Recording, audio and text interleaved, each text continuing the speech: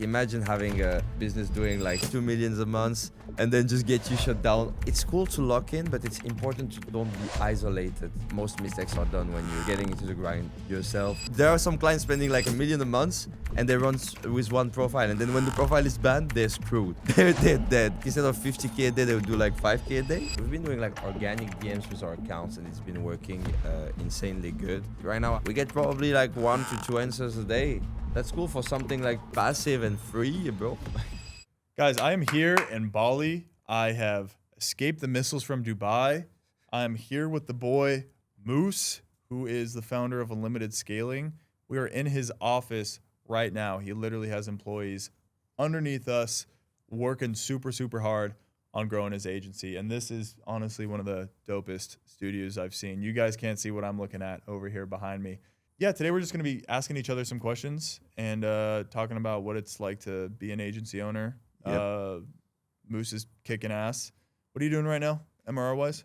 So we're about like 250K, up and downs, but pretty much like from 150 to 350 at max, but really depending on like how service goes, really dependent on like how the agency is going. And we're a team of like 40 people. Nice. Yeah. Let's go, baby. Yeah. 20 in Indonesia.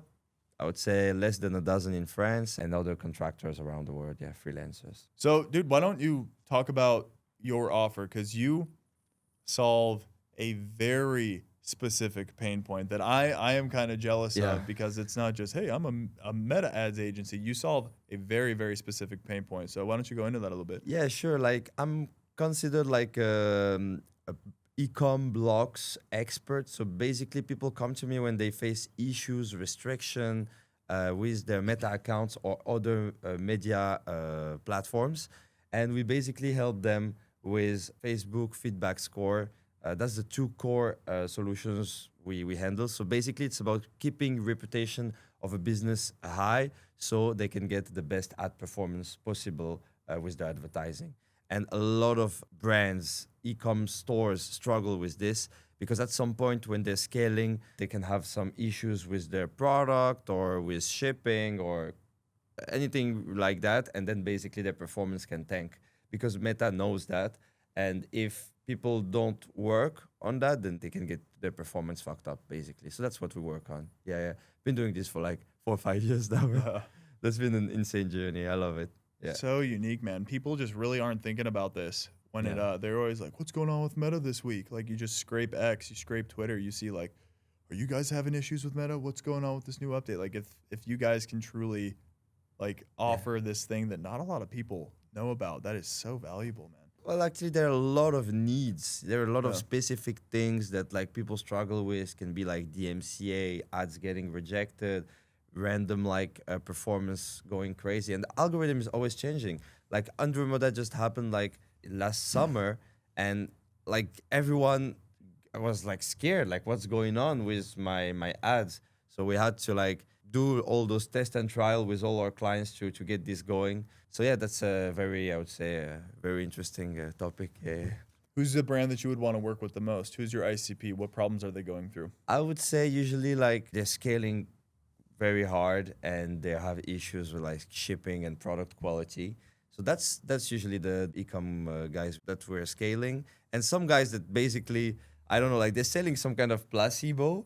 Like the product will not solve 100% what the advertising that will solve. So basically they need us to keep running, you know? So we have to fix those guys, those accounts, because otherwise they just get blocked right away. That's as simple as that. Anyone that like struggling to scale because of their product, they need us, Okay, so we're working with a ton of gray area brands. CBD, THC, mushroom brands. We have plenty of those. If they can advertise, because some of them are like just, they couldn't find the red line, you know, the threshold at the point they can advertise. And those brands we cannot help. But the one that could find actually some angles and that are able to advertise, those guys, we can help them to go to the next level. They already like did the dirty work of finding the winning angle. You just help them amplify without getting any restrictions. Yeah, exactly. We help them win more. So Zuckerberg is updating Meta and Facebook so fast. It is a hurricane. Yes. You said you've been doing this for the past 4 to 5 years. So you talked about Andromeda, but like since COVID, March had some shitty results, probably Yeah. because of the war and all this other bullshit with Trump and all true. this stuff. How are you staying up to date with this service? Like, how do you make sure that this service is valuable during each update? So basically, like whatever is going on, there are always advertisers always facing issues. Either they cannot get spend, either they get spending limits, either they get ad rejection, either they have like a shitty feedback score that they need to boost, right? So all those things that are slowing them down, like it just happens. So those guys, they still need to spend a lot of money on their accounts. Otherwise, like they'll be just out of business. So we just like we keep testing stuff with other clients until it works. So we constantly adapt to help them. And yeah, like the past months was hard. There was this selfie verification, like 80% of the profiles get a random selfie verification from nowhere and got banned. So we educate and give value around that so people can like have some backups, don't have anything on one profile. There are some clients spending like $1 million a month and they run with one profile, and then when the profile is banned, they're screwed. They're dead. Yeah. So like we educating them and protecting their resources, adding some backups for them to advertise the right way. If they scale, if they having a lot of spend, we're protecting the account to make sure that the account don't get restricted. We work internally to make sure that everything stay healthy, that they have like a good scores internally to make sure that they're not getting any bans. So we have like some people selling like gummies or some weed brands, and those guys are spending big numbers, and they cannot, like, if the shit get banned, bro, it will take them a month to get momentum again. So this is like unaffordable. Like the updates, like whenever something happens, I would say the first 3 to 7 days is like we're figuring it out, and then once we got it, we got it fixed for the next 3 months after the next update. So usually we're always good because we have a lot of data, a lot of inputs from clients. So as long as we keep on, like fixing the things, we're always good to go. So like I know March was hard. A lot of also ads are not spending, so we provide them other accounts. We fix it internally with Meta because we have like direct contacts that help us. So there's like each case is different, but at the end of the day, is like, bro, you can't afford like being the technician in your business and trying to sort it out yourself. So that's our big saying in unlimited scaling. What's the best way to get a ads feedback score to 100? Facebook feedback score is an internal rating. So actually people, it's not the opportunity score in Meta. This is a different thing. So a lot of people get confused on this, but the only way to know your score is actually to ask your Meta rep, hey, what's the internal score that my account has? And then the meta rep will tell you, okay, this is 2, this is 3, this is 4, this is 5. It's a score from 0 to 5. If you're at close to 5, usually you're all good. But if the client is scaling hard, making a lot of volume, and maybe not ready for that scale yet, like he's a newbie going from 100K a month to like 500K a month, it's 100% sure that he will go for some issues, and maybe performance will tank, creative will fatigue faster. It's because of receiving too much negative feedbacks on the account. So we intervene in that case, and we help boosting the score to make sure that the advertiser can scale correctly. So it's really about like, this weird feeling of like, hey, my account is fucked. Yeah. Something is going on with my account. I need to go check on my account. Am I getting shadow banned? Am I getting red flags? What's going on? Like, I'm getting penalized. Why my competitors are scaling those shitty ads that I cannot even run. So when you have all this context, bro, basically you know something is up. That's the moment, like, okay, you should look into it on a deeper level. And this is where like we start working on accounts. How did you get those relationships with these meta reps? We have like one of the agency I'm business partnered with has we have a direct contract of providing accounts. So that gives us a connection. And then I would say in general, it's just like through network and, events and things like that. I think over time, the right contacts come to, to business and things happen. I would not say, hey, there's a classic path how to get there. But like for just e-com people or like anyone that's advertising a lot, I would say at some point you have access to reps, and the more you spend, the higher reps you get access to, and the more things they can do for your accounts. So at the end is like investing in this relationship that you have with Meta, and not like fucking it over for nothing. So investing on it And I know at some point, maybe the people you have contact with might seem stupid or not super valuable, but over time you will get the right reps helping you on cases, and this is a relationship that's built over time. When I hear meta rep, I hear guys that say, "Oh, have you tried a lookalike campaign before?" Yeah, No, I know but it sounds stupid though. I know it sounds no, stupid. no. You're absolutely right. One of our brands that is spending 7 figures a month, like the meta reps that they get are top. Yeah, They're like giving you like, hey, this is what Meta's going to be doing next month. You should Yeah. probably do ads like this. yeah. It's like, whoa, okay. Yeah. That's actually valuable. 100%. Yeah. And they might give you perks, rewards, and super benefits that they would not give to smaller advertisers. And the benefit for us, like for our clients, once they're getting protected and we're working on their accounts, the whole point is to make sure that they can always advertise without getting, bans and issues, That's the whole point of it, yeah. Awesome, man. That's so cool. Do you guys offer any help for like TikTok or like Google Merchant Center or any of these other things? Yeah, like there are partners that always offer like Google stuff, TikTok stuff. There's always plenty of services around the same area, like checking on accounts, recovering accounts, things like that. It always depends on cases, but there are plenty of guys that offer stuff. So yeah, 100%. Cool. There's some stuff available for that. For 2025 or 2026, I want to hear like the craziest client situation that happened with your agency. Yeah. Like a client was suffering with X problem and you're like, oh my God. And then you came in and helped out. Because I bet there's some crazy stories out there. With some of the Yeah, brands you worked with. 100%. I think the craziest is like when clients are hitting a ceiling and they're trying to scale, and then like they eventually made it happen, and then suddenly they get the whole business shut down because like of DMCA. So this happens like often, and like that's crazy, like the journey of it, like because if people don't feel it the first time and don't get the whole shit restricted because of it, Yeah. they're not educated and they're not taking like precautions to avoid it like in advance.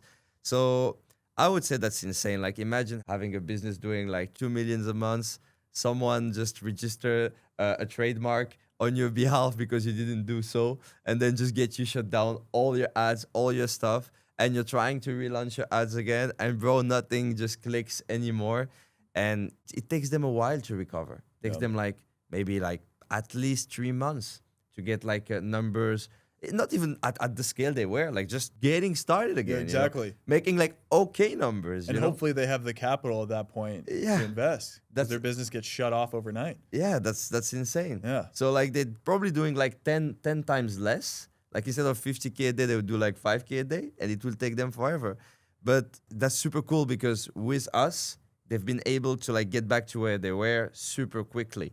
So instead of like losing a whole year and then the business just stops overnight, like within like 3-4 months, getting back to the number where they were at. And that's super cool. That's something like when we see this, that's amazing. And even more like when there is some new competitors coming in the game, and we're just like getting them down, because we protected the guy this time, so no one can DMCA him anymore, Yeah. So whenever those new copycats coming around, just like shutting them down and keeping the guy able to scale and protecting him. So that was like the shittiest thing that happened. It didn't happen once. It happens actually a few times, Funny story. Yeah. I told Moose about our best performing ad of all time. Oh yeah, which bro. was a me catching, because we were targeting weed brands or broccoli brands, and what the ad was, a broccoli falling off a roof and me capturing it with my hand and saying, broccoli brand's doing over 10K a month. Then boom, pitch. And I told him, I'm like, dude, we're getting a super low cost per book call with this specific ad, and you offer a very similar service.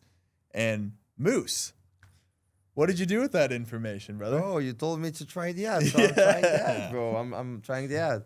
So we just been launching it. So I can't share numbers yet. I think it's gonna be amazing. And it's always cool to see like what's happening on other industries and what ideas you can pick up and see how the thing can scale.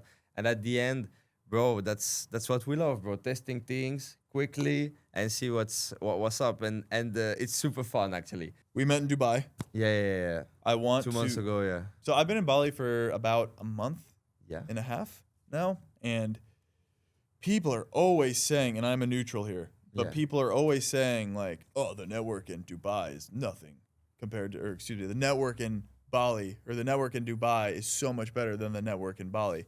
And I don't know if I really agree or disagree with that, but as somebody who's been in Dubai for quite a bit and then also in Bali for the past 5 years, no, Yes, that's what correct. what do you have to say for like the entrepreneur who is, I guess, like worried? Because I think like the cliche is like, oh yeah, Bali's just like coaches and course sellers and scammers and 10K a month guys. Yeah. Like, what do you have to say to those people? I would say, bro, at the end, it's you and who you hang out with, because at some point, if you're doing 10K per month, probably you will have friends doing, most of your friends will be doing less, and you'll be like, hey, I'm doing money. Sure. But actually, if you're doing like multiple six figures, like, bro, you will feel bored with those guys. You cannot hang out with those guys. So at some point, you need to find some people that like will challenge you, will make you enjoy the journey, right? So the more you network and you gather with like those like-minded people, bro, like you can find there are some guys here that I know that I have like 200, 300 employees running online businesses. Like there are some killers here, like getting close to like nine-figure a year businesses, and those guys, like they're accessible. You can hang out with them like every week and Yeah. like grow with them, and that's where the magic happens. But bro, like I can't be hanging out with those guys. That I know they exist. If I hang out to some like random meetups, I'm like, bro, what the fuck are those guys? So I just don't. I rather organize my own stuff. I rather go to only like private, like hand-picked people, selected people that will like click with whatever projects I'm working on. And I think that if you do it this way, you'll be good. In Dubai, it's the same. Maybe you might meet someone that is doing big numbers, but maybe the guy is gatekeeping as fuck.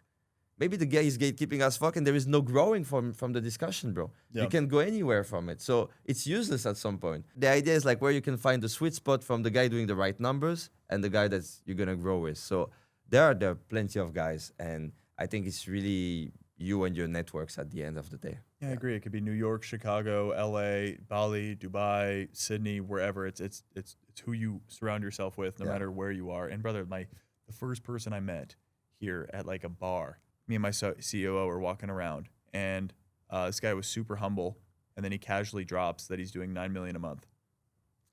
Yeah, I'm like, okay, so Bali's got some heavy hitters. I guess those cliches aren't. Yeah, bro. Yeah. Of course, Yeah. of course, It's of crazy, course. man. You can just go play some paddle, and you think, who's this low key guy, whatever, and the guy will tell you, bro, I'm Yeah. doing this and this, and you'll be like, what the fuck?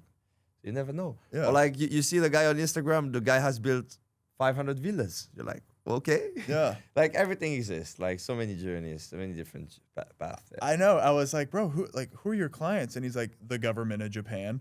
And I'm like, oh, okay. Okay. There are levels. Like literally my neighbor, he's like like building one of the biggest like construction project like that's happening in Kuta, bro. And we're talking about like probably $1 billion like thing. Like it's insane. Like it's, bro, like you need to drive there 2 minutes just to Yeah. finish like the construction site because it's so huge. So yeah, it's like everything. Like there is all Yeah. ranges of level. Yeah. And whether you like Bali more, you like Dubai more, you don't have to worry because you're going to get the same level of traffic. We both have big teams. Yeah. And the game with an agency is service at scale and quality service at scale. And with you having the team that you have now, 40 to 50 employees, Yes. how do you manage that? I'd love to hear your systems. I'd love to hear how you're To be making honest, sure people are doing what they're supposed to be doing. I think at some point I was quite disorganized, and now it's getting better. I think it's not about like what's the structure. I think it's about how you improve it and like how it becomes collaborative, so everyone like can work as a team, and then you can like take yourself out from the business and just like be clear. Okay, what's your role? With who I want you to collaborate, and how you can guys lead this to the goal that we want.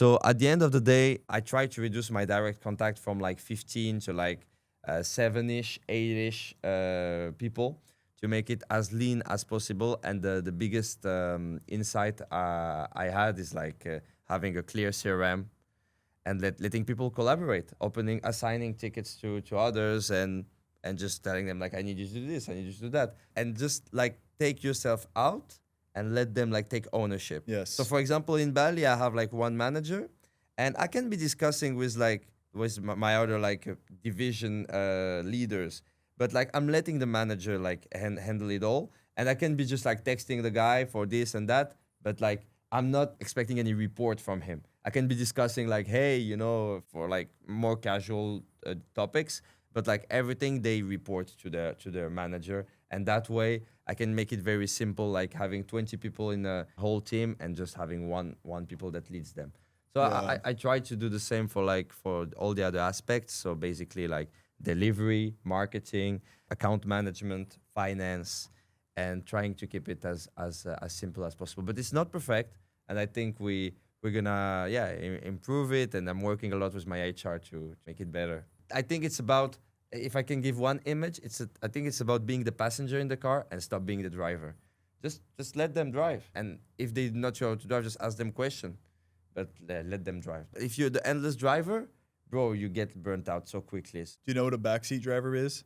Do you know that phrase? A backseat driver? Yeah. A backseat driver is somebody who's like, slow down. Yeah. Okay, you like turn here. Is your turn signal on? Uh, Like it's somebody who like makes driving super, super hard. they're stressing you out. Yeah, stressing you exactly. out. I see. Exactly. I see. Yeah.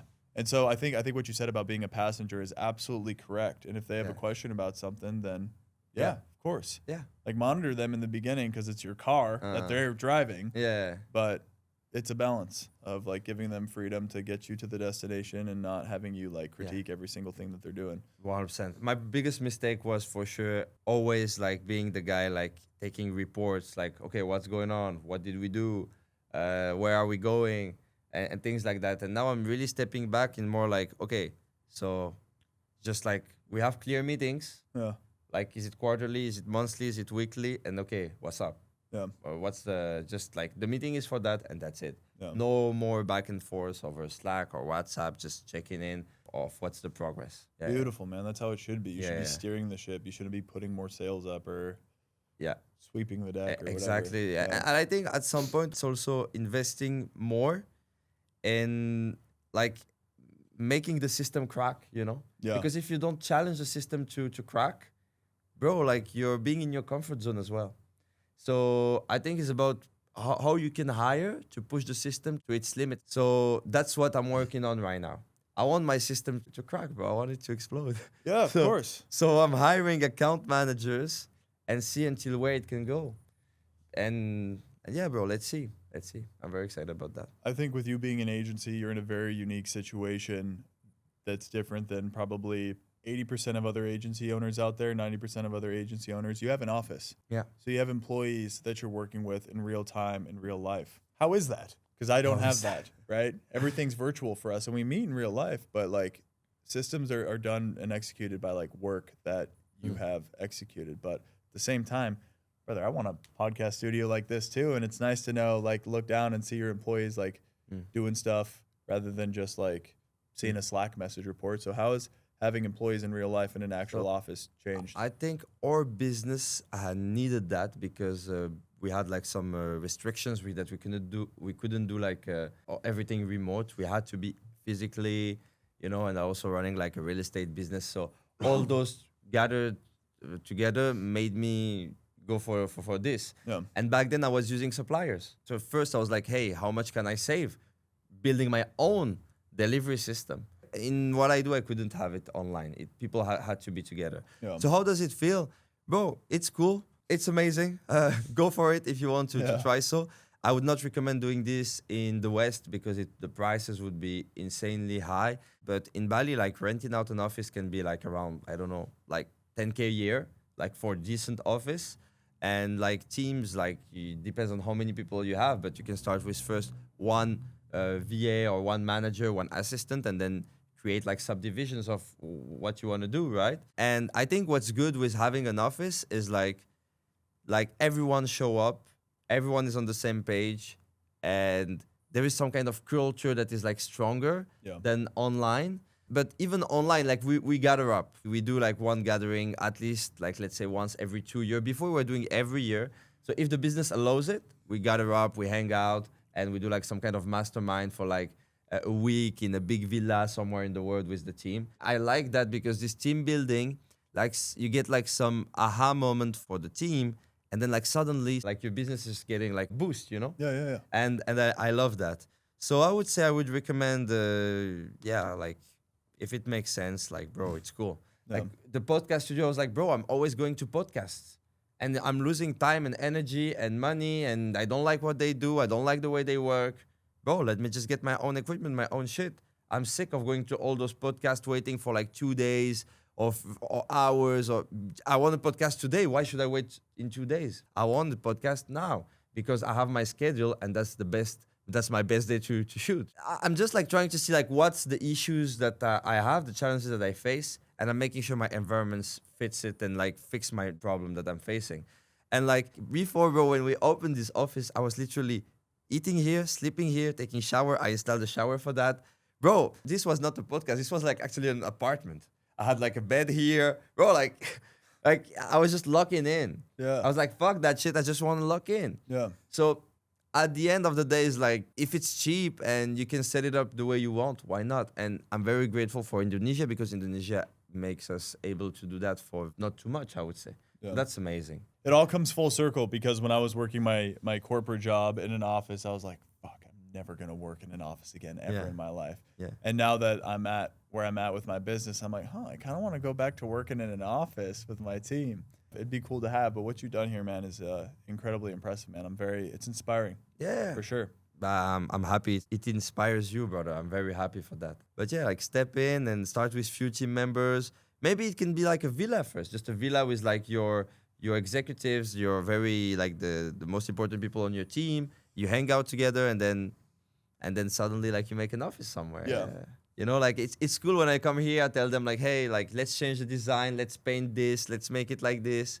So you can design the place exactly the way you want, and every 6 months, 1 year, you can change it to make it look more you. Yeah. So I love that. I think the West makes it really hard to have an office, and just the ROI, it's just such a ginormous expense. And like with where we're currently at and the customers that we Doesn't make serve and the sense, yeah. service we offer, it just doesn't make sense. I think the only way it would make sense is if you're just ripping content, you're filming your team, you're just building your brand, and you have somebody that's like sort of just documenting like what you're doing. And so when somebody does get that ad from you or that email from you, or they see your content, they're like, oh, these are going to be the people that I'm actually working with.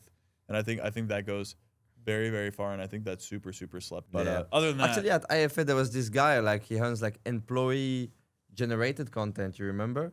yeah, And that's that's what he's doing. Yeah.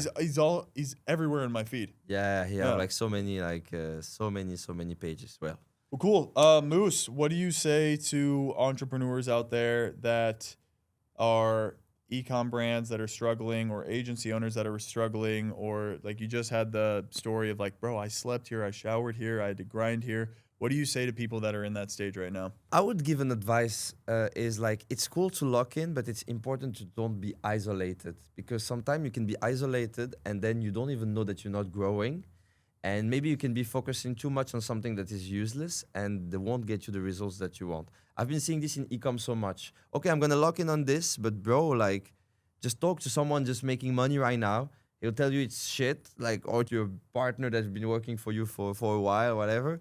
And just don't be isolated, because I see sometimes people like, just ads manager, start a new ad. That's it. Like all the other things that you're doing is just like it's useless. Like, Yeah. I would say that, bro. Like lock in, but stay connected. Like hang out, masterminds, events, Gym. seminar, things like that. Not too often, also, but like at least like a few times a year. It's very important. And get to the grind with someone. I think the most mistakes are done when you're getting into the grind yourself, alone with nobody, bro. Yeah. No one to ask questions to. And don't think ChatGPT or Claude will give you the good answers. Like, bro, sometimes they will give you the good answers if you give them good context. But sometimes you will be so much locked in your shit that their answers will be like terrible. Yeah. And you cannot even see it. And you'll be like, I'm like, bro. I talk to AI. I'm like, bro, what you're saying is shit. Like, that's the right way. Like, just do it that way. Yeah. Like, yeah, you're right. Sorry.